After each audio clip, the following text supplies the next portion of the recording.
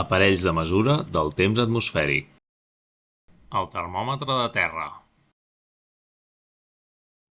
Aquest és el termòmetre de terra o de sol. El que farem el colgarem, però aquests dos sensors que hi ha aquí han de quedar colgats de terra, però no el clavarem perquè està fet de vidre i se'ns pot trencar. Llavors el que farem és ens ajudarem amb un tronc o amb una pedra, val? Rascarem el lloc, farem el forat, el posarem molt de compte que quedi colgat i el tindrem 5 minuts. Acabats els 5 minuts, l'agafarem, mínim 5 minuts, i mirarem el que marca. Hem de pensar també que estan dividides les seccions en 0, 10, 20, 30 i que cada ratlla són 1 grau. Llavors, si passen 3 ratlletes del 10, quan serà?